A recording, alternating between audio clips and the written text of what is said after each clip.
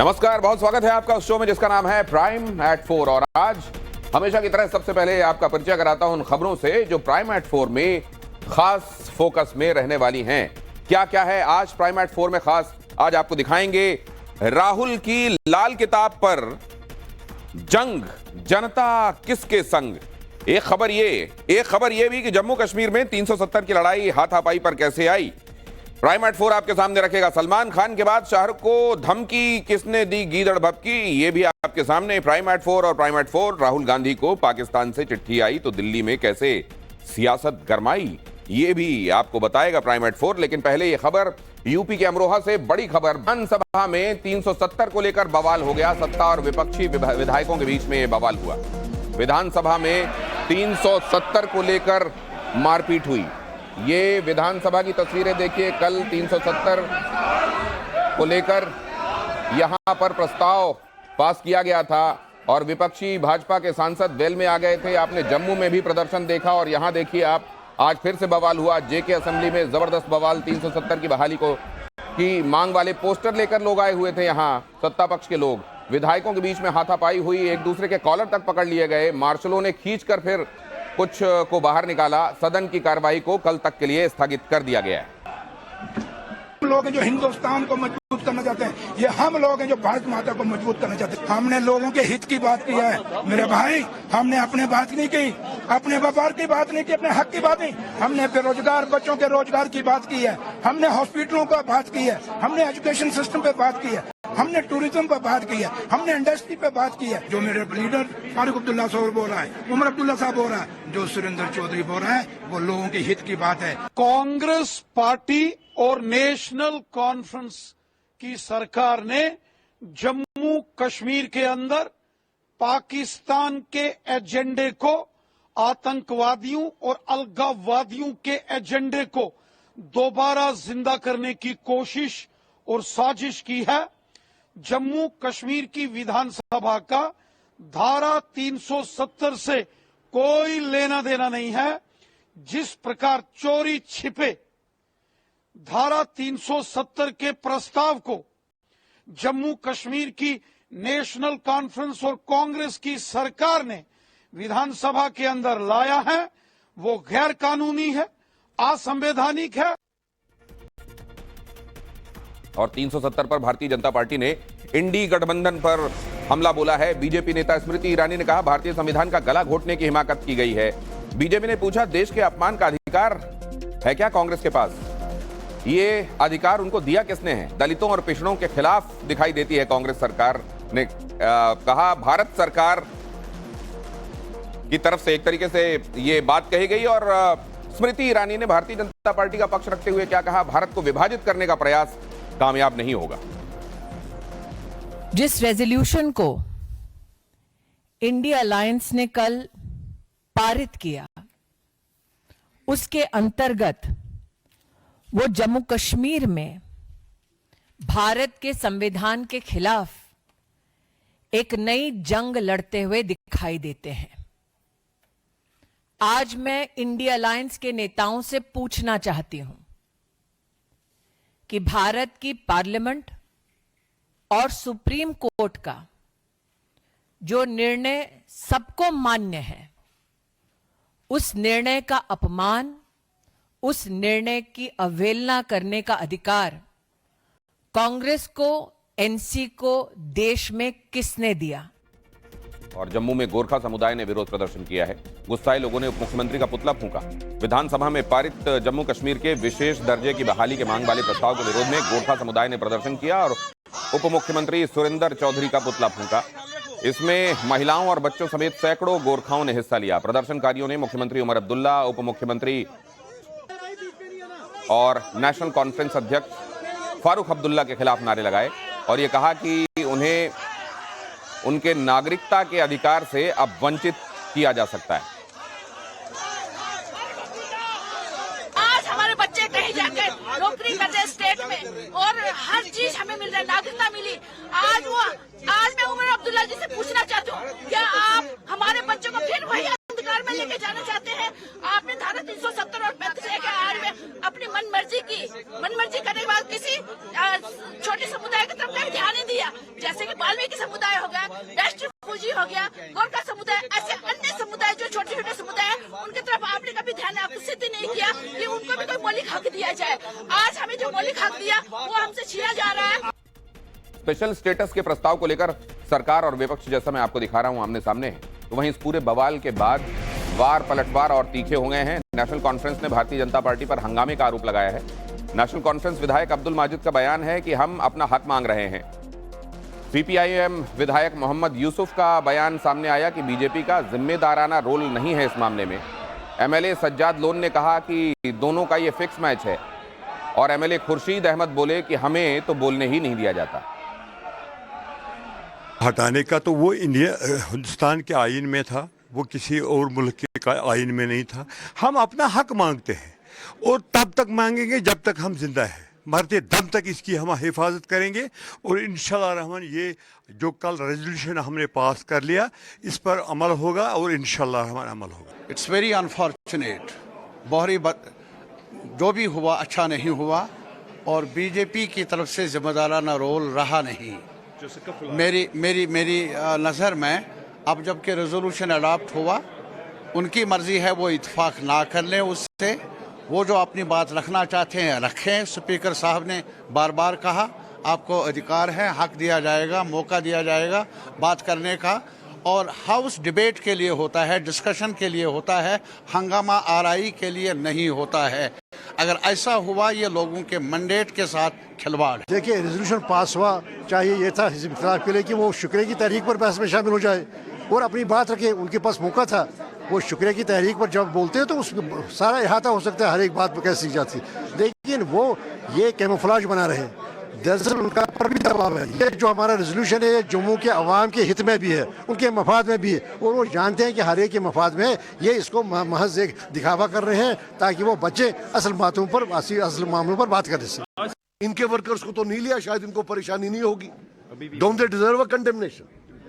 वो डिजर्व नहीं करते हैं कंडेमनेशन, तो इसलिए ये फिक्स मैच लग रहा है। देखो यार मेरी बात सुनो, अब आप किसी पार्टी का मेंबर मत बनो, सिंपल इस रेजोल्यूशन पर बात करो। वो रेजोल्यूशन हमने एक्सेप्ट किया, साइन किया, वो वीक है।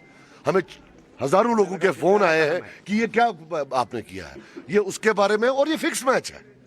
वो एक वीक रेजोल्यूशन लाते हैं, वो शोर करते हैं मजे में, वो दोनों शोर कर रहे हैं, उठ के चले जाते हैं। This can't happen, this is not the reason that we came to assembly. ये बिल्कुल लीगल है। आपने खुद देखा होगा कि किस तरह से कल भाजपा के लोगों ने जो है उन्होंने सेक्रेटरी साहब की कुर्सी, हत्ता कि वो स्पीकर साहब, ऑनरेबल स्पीकर साहब की कुर्सी तक को हाईजैक करना चाहते थे। हमने जो है बिल्कुल जमहूरी तरीके से, जिस वक्त सेशन का जो शेड्यूल जिस वक्त अनाउंस हुआ उस वक्त हमने असेंबली सेक्रेटरीट को अप्रोच किया। हमने कहा कि हम 370 और 35A और जो 5 अगस्त का जो फैसला लिया गया, हम उस सिलसिले में एक रेजोल्यूशन लाना चाहते हैं। लेकिन उस वक्त हमें कहा गया कि कोई प्रोविजन नहीं है, ये एक छोटा सा एक मुख्तसर सा सेशन है। उसके बाद हमने बात करने की कोशिश की, हमें बात करने का मौका नहीं दिया गया। इसके अलावा हमारे पास क्या बचता था? अगर भाजपा के लोग टेबलों के ऊपर खड़े होके और वो स्पीकर साहब या सेक्रेटरी साहब की कुर्सी तक को हाईजैक करेंगे, तो क्या हमें एक सिंपल बैनर शो करने का हक नहीं है? और इधर प्रयागराज महाकुंभ की बैठक के दौरान हंगामा हुआ। महाकुंभ के लिए अखाड़ों की बैठक में मारपीट तक हुई। अखाड़ों के संतों के बीच जमकर हाथापाई हुई। महाकुंभ की बैठक में संतों के बीच में हाथापाई।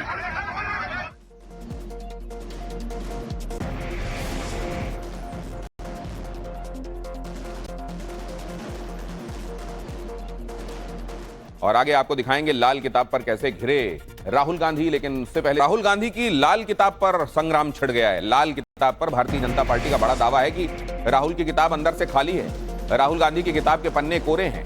राहुल ने बाबा साहेब का अपमान किया है। नागपुर में संविधान बचाओ सम्मेलन के दौरान राहुल गांधी ने संविधान की लाल किताब लहराई, जिसे बीजेपी नकली करार दे रही है। बीजेपी ने कहा कि एक तरफ तो राहुल गांधी संविधान बचाने की बात करते हैं और दूसरी तरफ संविधान की कोरी किताब लेकर घूमते हैं। आरक्षण खत्म करने की बात कर रहे हैं।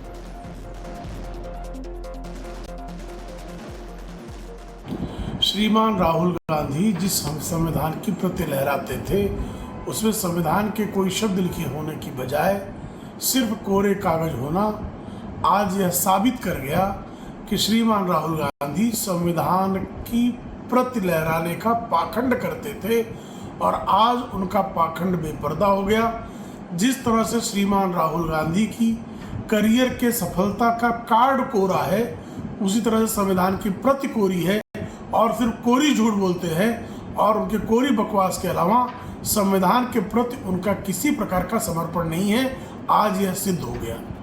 और लाल किताब को लेकर फडणवीस के बयान पर सियासी घमासान हो गया है। देवेंद्र फडणवीस ने राहुल गांधी पर बड़ा आरोप लगाया था, कहा कि लाल किताब दिखाकर अर्बन नक्सलियों की मदद चाहते हैं राहुल गांधी। फडणवीस ने नागपुर में कहा कि राहुल गांधी के खिलाफ शहरी नक्सलियों के प्रति उनके झुकाव के बारे में 2 दिन पहले लगाए गए मेरे आरोप सच साबित हुए हैं। कांग्रेस ने फडणवीस के बयान पर विरोध जताया। प्रमोद तिवारी ने भारतीय जनता पार्टी को संविधान विरोधी करार दे दिया। भारताच्या संविधानाबद्दल राहुल गांधींची जी अनास्था काल पाहायला मिळाली आणि मी परवा जो आरोप केला होता तो खरा ठरला।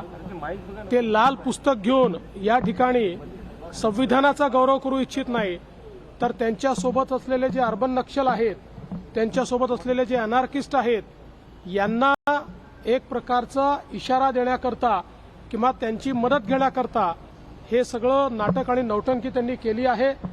संविधानाचा रोज अपमान ते करतायत आणि या ठिकाणी खऱ्या अर्थानं आजपर्यंत ज्या प्रकारे काँग्रेसने भारतरत्न डॉक्टर बाबासाहेब आंबेडकरांचा अपमान केला, संविधानाचा अपमान केला, आता त्यांच्या या नौटंकीला कोणीच भूलणार नाही। मैं बहुत स्पष्ट कहना चाहता हूँ, बहुत साफ कहना चाहता हूँ, देवेंद्र फडणवीस ने भारत के संविधान का अपमान किया है। अंबेडकर जी ने कांग्रेस के नेतृत्व में जब संविधान बनाया था तो सबको बराबरी का हक दिया था। भारतीय जनता पार्टी संविधान में विश्वास नहीं करती, वो इसे लाल झंडा समझ रही है, अर्बन नक्सलाइट से जोड़ रही है। अरे फडणवीस जी, तो क्या आपको भगवान बजरंगबली की लाल लंगोट भी अर्बन नक्सलाइट लगते हैं? देश के नागरिक को अगर वो अर्बन नक्सल कहते हैं तो देश की सरकार भी तुम्हारे पास है, राज्य की सरकार तुम्हारे पास है, तो नक्सलवादी है तो कार्रवाई करो ना, तुमको किसने रोका है? लेकिन चुनाव में इस तरह का माहौल बना के और लाल रंग को जो हमारे हिंदू संस्कृति में महिलाओं के सुहाग का निशान है, और हिंदू धर्म में लाल कलर को पवित्र माना जाता है, उस लाल रंग को वो टीका कर रहे हैं, उसकी चेष्टा कर रहे हैं। तो ये देवेंद्र फडणवीस, तुम हिंदू की बाजू में हो या खुद ही आतंकवादी और नक्सलवादी बन गए हो? और सचिन पायलट ने भारतीय जनता पार्टी पर इस मुद्दे पर हमला बोला। सचिन पायलट का दावा, महाराष्ट्र और झारखंड में हम जीत रहे हैं। बीजेपी के आरोपों पर यह भी कहा कि जब भारतीय जनता पार्टी के पास कुछ बचता नहीं तो वो कांग्रेस पर अनर्गल आरोप लगाने लगती। जब भी कुछ अपनी नाकामी छिपानी होती है तो कांग्रेस को आरोपी बनाने का काम शुरू से भाजपा करती आई है। अब समय आ गया, जिम्मेदारी लेनी चाहिए। 10 साल से अब सरकार में, केंद्र में जो कमियां हैं किसानों के लिए, बेरोजगारी, महंगाई, ये सब आप लोगों के 10 साल के कार्यकाल का ही परिणाम है। तो जवाबदेही होनी चाहिए और मुझे लगता है कि हर मुद्दे पर आज भाजपा बैकफुट पर है, इसलिए वो कांग्रेस के नेताओं को कोसने का काम करते हैं। उनको अपने गिरबान में झांकना चाहिए और सत्य बात बोलनी चाहिए। चुनाव प्रचार का मतलब नहीं है कि आप बेबुनियाद बातें बोलें और आरोप लगाएं। और महाराष्ट्र चुनाव के लिए शिवसेना यूबीटी का घोषणा पत्र सामने आ गया है। उद्धव ठाकरे ने घोषणा पत्र को वचननामा नाम दिया है। वचननामा में क्यूआर कोड से जानकारी मिलेगी। शिवसेना यूबीटी के घोषणा पत्र में लड़कों को मुफ्त शिक्षा और आवश्यक वस्तुओं की कीमतों को स्थिर करने का वादा किया गया है। उनके प्रमुख वादों में धारावी पुनर्विकास परियोजना को रद्द करना है। लेकिन सवाल यह है कि जब एमबीए अपना घोषणा पत्र जारी करेगा तो उद्धव ठाकरे ने अलग से इसे अपने वचननामा को क्यों पेश किया है? शिवसेना की ओर से महाविकास आघाड़ी सरकार आने के बाद हम क्या करने जाने वाले हैं, जनता की सेवा कैसे हम करने वाले हैं, वो हम तो वचननामा कहते हैं। तो वचननामा हमने जनता के सामने रखा है। साथ ही साथ एक छोटा पॉकेट वचननामा हमने एक शायद नहीं होगी या नहीं होगी बात हमने करने की कोशिश की है, जिसके पीछे हमने क्यूआर कोड दिया है। वो अगर आप स्कैन करेंगे तो आपको पूरा जो हमारा वचननामा है आप उसमें पढ़ सकते हैं। और अमरावती को उनकी चुनावी रैली में उद्धव ठाकरे पर बरसे राज ठाकरे। कुर्सी के लिए उद्धव ने हिंदू हृदय सम्राट होना छोड़ दिया, राज ने कहा। स्वार्थ के लिए बाल ठाकरे के सिद्धांतों को तिलांजलि दे दी। एमवीए को वोट के लिए अब मस्जिदों से फतवे जारी हो रहे हैं। एक माणूस मुख्यमंत्री झाल्यावरती स्वतःच्या वडिलांच्या पुढे असलेलं हिंदू हृदय सम्राट हे बिरुद 2.5 वर्ष बाजूला काढतो का? काँग्रेस आणि एनसीपीच्या लोकांना वाईट वाटेल म्हणजे बाळासाहेबांच्या अगोदरचा हिंदू हृदय सम्राट तू काढून टाकतो, मग उरलं काय? या लोकांनी तुला आता डोक्यावरती घेतलंय, आता तुम्हाला हे सगळे मुसलमान आता मशिदीमधून फतवे काढायला लागलेत।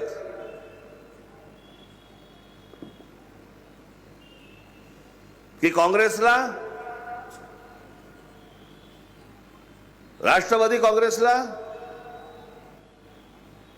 आणि शिवसेना उद्धव ठाकरे गटाला सर्व मुसलमानांनी एक गठ्ठा मतदान करायचं असे फतवे निघतायत आणि ते आता लोकसभेला पण जाणवलं तुम्हाला। एक गठ्ठा जातात, एक गठ्ठाच्या गठ्ठा आम्हीच विखुरलेले। यूपी के अमरोहा से यह खबर हो गई है और बढ़ते प्रदूषण को लेकर सरकार एक्शन में दिखाई दे रही है। केंद्र सरकार ने पराली पर जुर्माना बढ़ा दिया है। पराली जलाने वाले किसानों पर अब ये जुर्माना लगेगा। पराली जलाते पकड़े जाने पर 30,000 रुपए देने होंगे। सुप्रीम कोर्ट की सख्ती के बाद यह जुर्माना बढ़ाया गया है। सुप्रीम कोर्ट की सख्ती के बाद केंद्र सरकार ने पराली जलाने वाले किसानों पर जुर्माना 2 गुना कर दिया है। बढ़ते प्रदूषण को देखते हुए सरकार ने यह फैसला लिया। सरकार ने इस संबंध में एक गजट नोटिफिकेशन जारी किया जिसमें उत्तर प्रदेश, पंजाब, हरियाणा, राजस्थान और दिल्ली सरकार इन नियमों को लागू करने के लिए बाध्य होंगी। आपको ये भी बता दें कि ये जुर्माना पहले 30,000 नहीं था। पहले ये 2,500, 5,000 और 15,000 रुपए तय किया गया था और अब इसे बढ़ाकर सीधे 30,000 रुपए कर दिया गया है।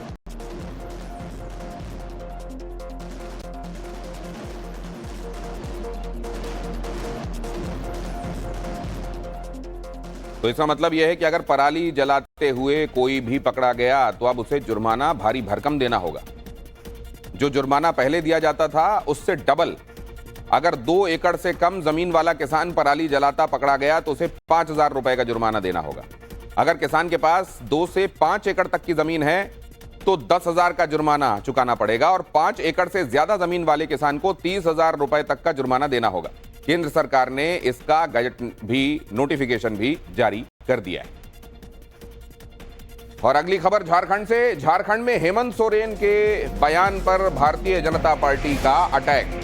केंद्रीय मंत्री धर्मेंद्र प्रधान ने कहा, इंडी गठबंधन के पास कोई मुद्दा नहीं बचा। झारखंड में हम जीतेंगे, इंडी गठबंधन हारेगा। मुख्यमंत्री हेमंत सोरेन ने एक्स पर एक पोस्ट किया। इस पोस्ट में बीजेपी को अंग्रेजों से भी ज्यादा दमनकारी बताया। सीएम हेमंत सोरेन ने यह सवाल भी किया कि आदिवासी कैसे देशद्रोही हो सकता है। उनके इसी बयान पर अब भारतीय जनता पार्टी ने ये हमला बोला।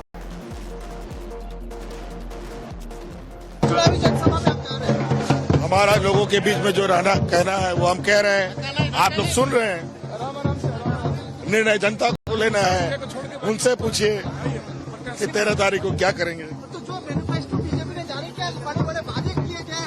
अरे वो जुमलेबाज पार्टी, क्या उनका वादा करना ना करना बात बराबर। लगे रहो। पूर्ण बहुमत की सरकार। देखिए, इंडी गठबंधन के बाद कोई मुद्दा नहीं है। अंतर विरोध से भरा हुआ इंडी गठबंधन है। भारतीय जनता पार्टी झारखंड, महाराष्ट्र दोनों राज्यों में बहुत स्पष्टता के साथ लोगों की आशीर्वाद प्राप्त करेगी। आज देश की प्रधानमंत्री नरेंद्र मोदी सबसे विश्वसनीय नेतृत्व की पर्यायवाची हो चुके हैं। भारतीय जनता पार्टी की नीति, कार्यक्रम, नेतृत्व और प्रादेशिक नेतृत्व को भरपूर स्वीकृति है। झारखंड में भी हम जीतेंगे। बाकी इंडी के पास कोई मुद्दा नहीं है। हम अंतर्विरोध में भरे हुए लोग हैं, इनकी पराजय होना तय है। और निशिकांत दुबे का जेएमएम और आरजेडी पर हमला देखिए। भारतीय जनता पार्टी सांसद ने कहा, जेएमएम भ्रष्टाचार में डूबी हुई पार्टी है। भ्रष्टाचार के सरदार हैं हेमंत सोरेन। हेमंत सोरेन कितना बड़ा आदमी है भाई। कितना बड़ा आदमी है। अंग्रेजों से यदि लोहा लिया किसी ने तो सिद्धो कानून ने लिया, अंग्रेजों से लोहा लिया तो भगवान बिरसा मुंडा ने लिया, अंग्रेजों से लोहा लिया तो तिलका मांझी ने लिया। झारखंड मुक्ति मोर्चा ने नहीं लिया ना। झारखंड मुक्ति मोर्चा ने पैसा लिया, नोट लिया, लालू प्रसाद को सपोर्ट किया। जिस लालू प्रसाद ने कहा कि झारखंड मेरे लाश पर बनेगा, जिस आरजेडी ने कहा, आज आप समझिए कि उसी के साथ सरकार चला रहा है। यदि इन्होंने नरसिम्हा राव की सरकार बचाई तो पैसा लिया ना सबके अकाउंट में, चाहे वो गुरुजी हों, चाहे और भी उनके सभी सहयोगी हों, शैलेंद्र महतो साहब हों, आबा महतो साहब के पति हों, सब ने जो है पैसा लिया ना। 5-5 करोड़ रुपया इनके अकाउंट में जमा है ना। और बाबूलाल मरांडी ने भी हेमंत सोरेन पर हमला बोला। हेमंत सोरेन हार के डर से परेशान हैं, कहा है बाबूलाल ने। बाबूलाल मरांडी ने कहा हेमंत सोरेन का भ्रष्टाचार जनता को अच्छे से पता है। ये कहना कि हिम्मत हो तो सामने आओ, भाई उनको पता है, इसलिए आज हेमंत सोरेन को ये परेशानी लग रहा है। उनको तो पहले इस बात को समझ लेनी चाहिए थी। भाई ये बालू नहीं लुटवाते, पत्थर नहीं लुटवाते, कोयला नहीं लुटवाते, जमीन नहीं लुटवाते, हर ब्लॉक में, अंचलों में भ्रष्टाचार के माध्यम, अफसरों के माध्यम से पैसा वसूली नहीं कराते। अरे नोटों की बंडल तो किसके पास मिल रहा है, किनके घर में मिल रहा है? उनके मंत्री के घर में 30-32। पक्ष ने उठाए जगदम्बिका पाल पर सवाल। कर्नाटक में किसानों की जमीन को वक्फ बोर्ड की संपत्ति बताए जाने को लेकर बवाल है। किसान लगातार प्रदर्शन कर रहे हैं। वक्फ संपत्ति विवाद के बीच आज वक्फ संशोधन अधिनियम पर जेपीसी के अध्यक्ष जगदम्बिका पाल ने हुबली जिले का दौरा किया और इसे लेकर विपक्ष जगदम्बिका पाल पर हमलावर है। जेपीसी को लेकर कुछ महत्वपूर्ण जानकारी इस देश के लोगों को देना है और जेपीसी मेंबर होने के नाते ये हम लोगों की जिम्मेदारी है कि देश को ये बताएं वास्तव में हो क्या रहा है। दरअसल ये जेपीसी मोडानी सरकार के दलालों के माध्यम से सरकार के हर गलत फैसले पर मोहर लगाने का एक माध्यम हो गया है। हमें पता है जेपीसी में किन लोगों को बुलाया जा रहा है, स्टेक होल्डर्स को नहीं बुलाया जा रहा है। जेपीसी के अंदर बीजेपी, मोदी, अडानी, इनका गुणगान करने वाले लोगों को बुलाया जा रहा है। 1 करोड़ कुछ लाख हमारे मेमोरेंडम आया है पार्लियामेंट के पोर्टल पर। हमने तो पूरी कंट्री को इनवाइट किया। अब अगर उस दिशा में कर्नाटका में हमारे तेजस्वी सूर्या जी ने मुझसे कहा वहाँ किसान काफी बड़ी संख्या में गरीब। जेपीसी से जुड़ा हुआ एक जो अपडेट अभी आ रहा है वो आपको बता दें। विपक्ष के सांसदों ने वक्फ बोर्ड संशोधन को लेकर बनी जेपीसी के बहिष्कार की बात कही है। विपक्ष के सांसदों का कहना है कि 9 नवंबर से 5 राज्यों में होने वाली जेपीसी की बैठकों में वो हिस्सा नहीं लेंगे। अगली खबर की तरफ आपको ले चलता हूं। पाकिस्तान से यासीन मलिक की पत्नी ने राहुल गांधी को खत लिखा है। मुशाल मलिक ने राहुल गांधी से मदद मांगी। यासीन मलिक के मुद्दे पर मुशाल ने मदद मांगी है। राहुल से यासीन मलिक को बचाने की अपील की है। आतंकी यासीन मलिक जेल में बंद है, उसकी पत्नी लाहौर में है। पाकिस्तान में बैठकर आतंकी की बेगम ने भारत के नेता विपक्ष राहुल गांधी को खत लिखा है, जिसमें बीजेपी को बैठे बिठाए एक मुद्दा मिल गया है। बेगम की पत्नी ने माफ कीजिए, बेगम ने जो खत लिखा है उसमें कांग्रेस के सामने एक बड़ा चैलेंज है और इसी खत का हवाला देकर अब भारतीय जनता पार्टी कांग्रेस को लपेट रही है। यासीन मलिक की पत्नी की चिट्ठी पर हंगामा हो रहा है। कांग्रेस पर भारतीय जनता पार्टी ने हमला किया है। आतंक फैलाने वाले जो लोग हैं, आतंकी मानसिकता के लोग हैं, कांग्रेस से वो मदद क्यों मांग रहे हैं, ये पूछा गया है। बीजेपी ने यह भी कहा है कि इस रिश्ते को कांग्रेस क्या नाम देगी। आपको ये जानकर आश्चर्य नहीं हो रहा कि जिन्होंने आतंक मचाया जम्मू कश्मीर में, बेगुनाहों की जानें ली, यूनिफॉर्म्ड हिंदुस्तान के पर्सनेल को मौत के घाट उतारा, वो सहारे और सहयोग के लिए गांधी परिवार की ओर हाथ बढ़ा रहे हैं। इस सभागार में जितने नागरिक आज इस प्रेस कॉन्फ्रेंस को देख रहे हैं, देश के हर मीडिया ऑर्गेनाइजेशन का पत्रकार है, कैमरा पर्सन है, साउंड पर्सन, टेक्नोलॉजिस्ट है। हम में से कोई भी हिंदुस्तानी क्या किसी आतंकवादी या आतंकवाद के समर्थन में कही हुई बात का समर्थन करेंगे? क्या किसी भी आतंकवादी का इतना साहस होगा कि आप में से किसी हिंदुस्तानी को संपर्क करके कहे भाई मेरी बात पहुंचा दो देश की संसद में? नहीं, क्योंकि वो भी जानते हैं कि आपके लिए आपका देश सर्वोपरि है। तो ऐसा क्या है कि आतंक फैलाने वाले अब कांग्रेस से सहारा मांग रहे हैं? और पंजाब कांग्रेस के अध्यक्ष राजा वड़िंग का बयान सामने आया है। राजा वड़िंग ने अपनी पत्नी को लेकर बयान दिया था। पत्नी के चुनाव प्रचार में राजा वड़िंग ने यह बात कही थी। पत्नी सुबह 6 बजे से 11 बजे तक बाहर रहती है। आप मेरी पत्नी को जिता दो ताकि वो मेरे साथ रह सके, ये बात राजा वड़िंग ने कही थी। मैं कमो गया जमा कर जब न्याणे निके निके घारी तड़के सुर्खी दिंदी ला के निकल जाती 6 बजे जाती है तो रात को 11 बजे उठ के मेरे तक गुलगुले पक नहीं। मैं तो मेरे तक कमो गई नहीं। सच्ची गल है। तुम दसो 6 बजे जनानी जाए तो 11 बजे आते तो मेरे गालियां बजने। बोलो मैनू तो कोई लांगरी भाल दो, लांगरी भाल दो जेड़ा मेरिया रोटियां राटियां पका छड्या करे। इस तो बाद ब्याह मकलावे चल पैणगे, भोग चल पैणगे, जगराते चल पैणगे। मैं तो डीके करूंगा भी कित्थे है, मिल जा कदे 2 मिनट आके। होर की होगा बेटे दस, यही होर क्यों? थोड़ा तो पता भी ना। मैं तो इधर गया था भी मरिया, इधर गया था भी मरिया। ये हुण ये ना हो भी नाल तगड़े कर दो। चलो कम से कम इज्जत मानता करोगी जित के भी चले। मेरे घर वाले ने मेरे खसम ने जिताया। राजा वड़िंग के बयान पर रवनीत बिट्टू का हमला देखिए। राजा वड़िंग का बयान सुनकर हैरानी हुई, कहा रवनीत बिट्टू ने।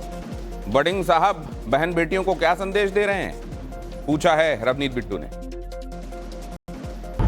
मैं हुणी एक साडे कांग्रेस पार्टी दे पंजाब दे जिहड़े प्रधान ने राजा वड़िंग साहब, उन्हां दी मैं किते स्पीच किसी चैनल ते सुन रहा सी।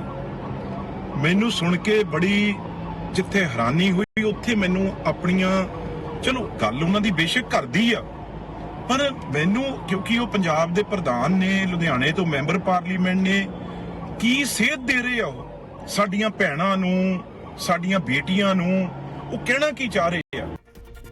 और आगे आपको दिखाएंगे इंडोनेशिया में कैसे फूटा ज्वालामुखी, लेकिन उससे पहले देखिए ये इंटरनेशनल न्यूज।